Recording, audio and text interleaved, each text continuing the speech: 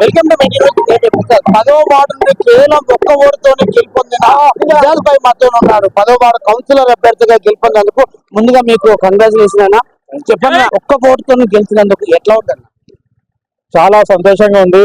10 ఏళ్లకెళ్ళి కాంగ్రెస్ జెండా ఎగరని వార్డులో కాంగ్రెస్ జెండా ఎగరేసి, క్యాడర్ లేని వార్డులో కూడా క్యాడర్ పుట్టించి కాంగ్రెస్ జెండా ఎగరేసి కసిరెడ్డి సార్కి గిఫ్ట్ ఇచ్చినందుకు చాలా సంతోషంగా ఉంది.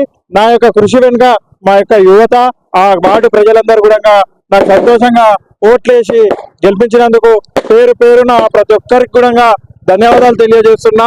ముఖ్యంగా కసిరెడ్డి నారాయణ రెడ్డి సార్ గారికి, మరియు ఠాకూర్ బాలాజీ సింగ్ అన్న గారికి, మరియు పృంగి ఆనంద్ కుమార్ గారికి పేరు పేరున ప్రతి ఒక్కరికి కూడా ధన్యవాదాలు తెలియజేస్తున్నా. ఒక్క ఓటైనా సరే, 10 ఓట్లైనా సరే గెలిపే. ఒక్క ఓటు వచ్చినా కూడా నాకు చాలా సంతోషంగా ఉంది. జెండా ఎగరేసిన చోట జెండా ఎగరేసిన, ఇంకోసారి ఎక్కడ అవకాశం ఇచ్చినా, ఏ వార్డులో కూడా అవకాశం ఇచ్చినా గెలుస్తా అని దృఢ సంకల్పం ఉందని అందరి ముందు తెలియజేసుకుంటున్నా. రాబోయే రోజుల్లో కూడా పార్టీ ఎక్కడ నన్ను అభ్యర్థిగా కేటాయిస్తే అక్కడ కాంగ్రెస్ జెండా ఎగరేసి మా యొక్క పార్టీ యొక్క అభ్యున్నతకు కృషి చేస్తానని తెలియజేసుకుంటున్నాను. పదవ వార్డు కౌన్సిలర్ గా గెలిచినందుకు ఆడు ప్రజలకు మీరు ఏం చెప్పబోతున్నారు?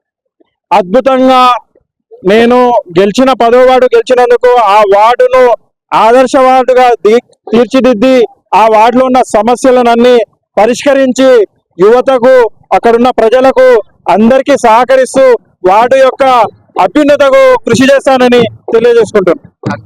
ఇదండి మొత్తానికి 10వ వార్డు కౌన్సిలర్ అభ్యర్థి ఓట్లేసి గెలిపించిన ప్రజలందరికీ కూడా నేను ఆదర్శ వార్డుగా నేను తీర్చిదిద్దడాన్ని ఏదైతే మనకు ఇజాజ్ భాయ్ చెప్పడంతో ఆనందం, వాళ్ళకు ఓట్లేసిన ప్రజలందరికీ కూడా ఆయన శుభాకాంక్షలు తెలియజేస్తాడు.